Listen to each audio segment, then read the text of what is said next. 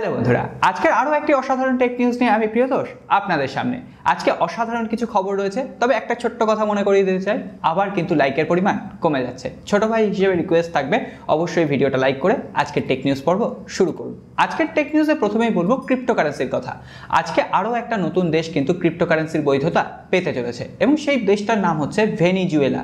ভেনিজুয়েলার একটা বড় এয়ারপোর্ট আছে, সেই এয়ারপোর্টে এখন যারা ট্রাভেল করতে যাবেন বা ওই এয়ারপোর্ট থেকে যারা বিমান ধরবেন তারা কিন্তু ক্রিপ্টোকারেন্সি, বিটকয়েন এছাড়া অন্যান্য ক্রিপ্টোকারেন্সি দিয়ে ওই প্লেনের টিকিট কাটতে পারবেন। এখনও পর্যন্ত সরকারি রূপে সেই ক্রিপ্টোকারেন্সিকে বৈধতা দেওয়া হয়নি ঠিকই, তবে এয়ারপোর্ট কর্তৃপক্ষ কিন্তু ক্রিপ্টোকারেন্সি দিয়ে তাদের পেমেন্ট নিচ্ছে এবং শোনা যাচ্ছে খুব তাড়াতাড়ি নাকি সরকারি বৈধতা পেয়ে যাবে ওই ছোট্ট দেশটি ভেনিজুয়েলা। সো আমরা দেখব, যদি কোনো খবর পাই অবশ্যই আপনাদের সাথে শেয়ার করব।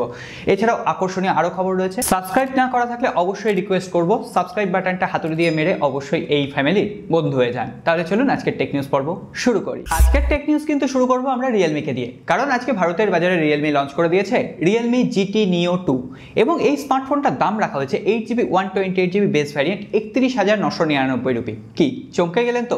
জানি 2000 টাকা ওভারপ্রাইসড, কিন্তু এই ফোনটা সম্পর্কে আরও ভালো খবর রয়েছে, অবশ্যই সম্পূর্ণটা দেখুন।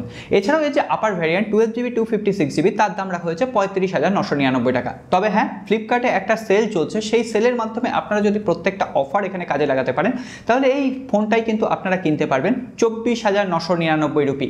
এবং এইখানে রয়েছে কোয়ালকম স্ন্যাপড্রাগন 870 প্রসেসর রয়েছে, E4 অ্যামোলেড ডিসপ্লে রয়েছে, 120 হার্টজের রিফ্রেশ রেট রয়েছে, 64 মেগাপিক্সেলের triple rare, 64 megapixel plus 8 megapixel plus 2 megapixel, 16 মেগাপিক্সেলের একটা সেলফি ক্যামেরা রয়েছে, 5000 mAh এর ব্যাটারি এবং 65 ওয়াটের ফাস্ট চার্জার অ্যাভেলেবেল রয়েছে। 25,000 টাকায় আপনারা যদি অফার পিরিয়ডে এই ফোনটা পেয়ে যান অবশ্যই চোখ বন্ধ করে কিনে নিন। তবে 31,000 বা 32,000 রুপিতে এই ফোনটা কিনতে গেলে একটু ভেবে দেখবেন। এছাড়াও বলবো এই ফোনটার কম্পিটিটর হিসেবে অনেক কটা ফোন কিন্তু অ্যাভেলেবেল রয়েছে। আমি প্রত্যেকটা ফোনের সঙ্গে কম্প্যারিজন ভিডিও আনার খুব তাড়াতাড়ি চেষ্টা করছি, সো দেখা যাক, আপনারা পাশে থাকলে অবশ্যই হবে। এই দামটা কেমন লাগলো? আর Realme GT Neo 2 খুব তাড়াতাড়ি বাংলাদেশে হয়তো অফিসিয়ালি লঞ্চ করছে এবং বাংলাদেশে মোটামুটি আপনারা ধরে রাখতে পারেন 42 থেকে 44,000 টাকার আশেপাশে দাম হবে। অফারগুলো কিন্তু শুধুমাত্র ভারতবর্ষের বাজারেই পাওয়া যাবে, বাংলাদেশে এই সমস্ত অফার নাও পাওয়া যেতে পারে। রিয়েলমির কথা যখন উঠলেই তখন বলে দিই, Realme UI 3.0 কিন্তু খুব তাড়াতাড়ি লঞ্চ করতে চলেছে ইন্ডিয়ার বাজারে এবং সর্বপ্রথম Realme GT ডিভাইসটাই এই আপডেট কিন্তু রোল আউট করা হবে। এবং এই Realme GT ফোনটার সম্পর্কে ফুল রিভিউ কিন্তু আমাদের চ্যানেলে আছে। আপনারা যারা Realme GT ফোনটা কিনতে চাইছেন অবশ্যই রিভিউটা দেখে নিয়ে তারপরে Realme স্মার্টফোন কেনার সিদ্ধান্ত নেবেন। এরপর আমরা কথা বলবো নোকিয়াকে নিয়ে। নোকিয়ার নামটা শুনলেই কেমন একটু মন ভালো হয়ে যায়, তাই না?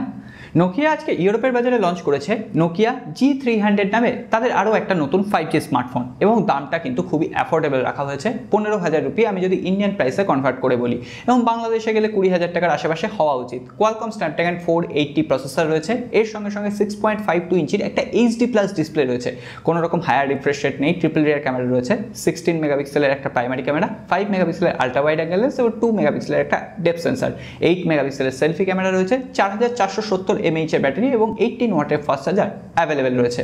ওভারঅল যদি আপনারা নোকিয়া স্মার্টফোন দেখছেন তো এই ফোনটা কিন্তু আমার মনে হয়েছে বেটার প্রাইস পয়েন্টে লঞ্চ হয়েছে, কারণ নোকিয়ার ফোন আমরা যথারীতি দেখে এসেছি এই কোয়ালকম স্ন্যাপড্রাগন 480 প্রসেসর দিয়েও তারা 22 থেকে 23,000 রুপি দাম রাখছে, তো সেক্ষেত্রে এই ফোনটা যথেষ্ট গ্রহণযোগ্য।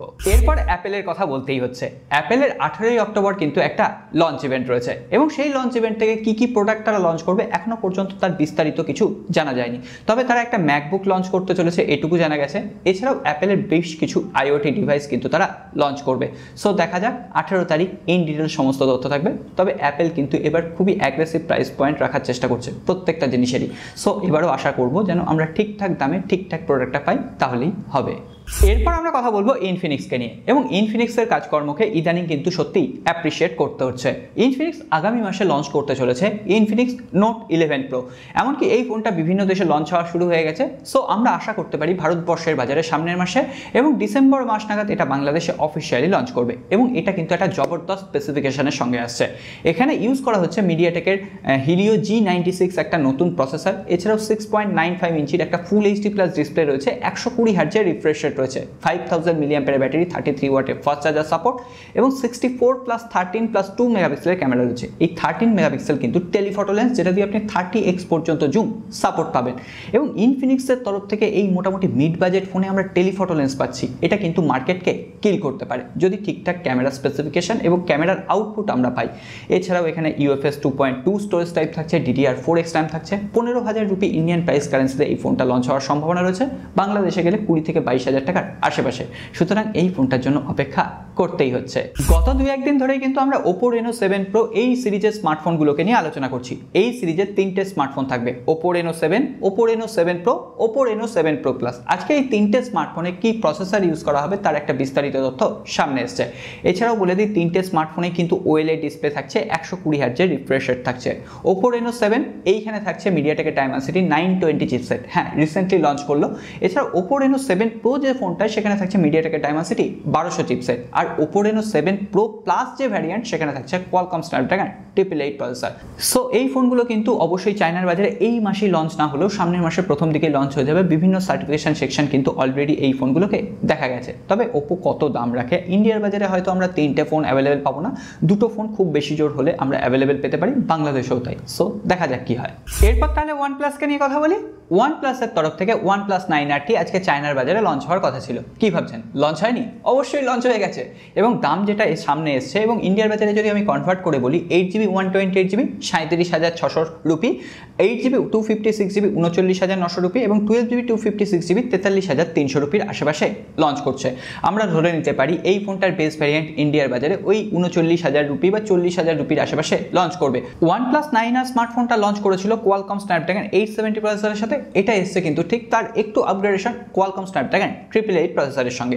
এখানে রয়েছে 6.5 ইঞ্চির full HD plus full view super AMOLED display, 120 হার্টজের রিফ্রেশ রেট রয়েছে, 16+50+2 মেগাপিক্সেলের ট্রিপল রিয়ার ক্যামেরা রয়েছে, 50 মেগাপিক্সেলের সনির সেন্সর দেওয়া হয়েছে। এছাড়াও এখানে কিন্তু in display fingerprint sensor, NFC support, 65 ওয়াটের ফাস্ট চার্জার, 4500 mAh ব্যাটারি দেওয়া হয়েছে। সো দেখা যাক এই ফোনটা কবে লঞ্চ করে। এই ফোনটা লঞ্চ করার আদৌ কোনো যুক্তি ছিল বলে আমার মনে হচ্ছে না। OnePlus-এর কথা যখন উঠলেই তখন বলে দিই OnePlus Nord এর আন্ডারে কিন্তু Pac-Man এডিশন বলে আরও একটা নতুন স্মার্টফোন OnePlus লঞ্চ করতে চলেছে। একদিকে OnePlus-এর স্মার্টফোন ব্লাস্ট করছে আর একদিকে নতুন নতুন স্মার্টফোন আসছে। যাই হোক, এই ফোনটায় এখনো পর্যন্ত যেটুকু খবর রয়েছে Qualcomm Snapdragon 778G প্রসেসর থাকবে। তবে কি দাম হবে, কোথায় লঞ্চ হবে, আদৌ ইন্ডিয়ার বাজারে লঞ্চ হবে কিনা এখনো পর্যন্ত বিস্তারিত কোনো তথ্য নেই। একটু আগে অ্যাপেলের লঞ্চ ইভেন্ট নিয়ে কথা বলছিলাম না, তাহলে অ্যাপেল যদি লঞ্চ ইভেন্ট ঘোষণা করে স্যামসাং কি পিছিয়ে থাকবে? না, স্যামসাং ঠিক তার 2 দিন পরে অর্থাৎ 20 অক্টোবর তাদের একটা লঞ্চ ইভেন্ট রেখেছে। সেদিন শোনা যাচ্ছে স্যামসাং বেশ কিছু তাদের সফটওয়্যার অপটিমাইজেশন এমনকি সিকিউরিটি পারপাস নিয়ে আলোচনা করবে, এমনকি নতুন কোনো ডিভাইস লঞ্চ করতে পারে এটাও শোনা যাচ্ছে। এমনকি শোনা যাচ্ছে স্যামসাং তাদের S21 FE এডিশন ফোনটাও নাকি ওই দিন অ্যাভেলেবেল করে দিতে পারে। সো দেখা যাক, 20 তারিখ হয়তো লঞ্চ হবে, এমনকি এর প্রথম সেল ডেটও সামনে চলে এসেছে, 29 তারিখ এই ফোনটা নাকি প্রথম সেলে যাবে। এখনো পর্যন্ত এই খবরটা কিন্তু লিক এবং রিউমার পর্যায়ে আছে, স্যামসাং এর তরফ থেকে অফিসিয়ালি কিছু জানানো হয়নি এবং বাংলাদেশেও হয়তো এই ফোনটা অফিসিয়ালি অ্যাভেলেবেল হয়ে যাবে। সো দেখা যাক, স্যামসাং এর এই ফোনটাকে নিয়ে কিন্তু অনেকেই অপেক্ষা করে বসে আছেন। সো বন্ধুরা, আজ তাহলে আড্ডা বাড়ো এখানেই শেষ করি। কেমন লাগলো আজকের এপিসোড? যদি ভালো লেগে থাকে লাইক বাটনে হাতুড়ি মারার দায়িত্ব কিন্তু সম্পূর্ণ আপনার। আর নতুন বন্ধু হলে সাবস্ক্রাইব করে বেল আইকনটা অবশ্যই প্রেস করে রাখবেন। আপনারা চাইলে আমাদের সোশ্যাল মিডিয়া হ্যান্ডেলগুলোতে ফলো করতে পারেন, ডেইলি টেক আপডেট, কিছু আনকাট মোমেন্ট সব থেকে আগে দেখে নেওয়ার জন্য। আমাদের ফ্যামিলি মেম্বার হলে ওই সমস্ত সোশ্যাল মিডিয়াতে কিন্তু আপনাকে আসতেই হবে।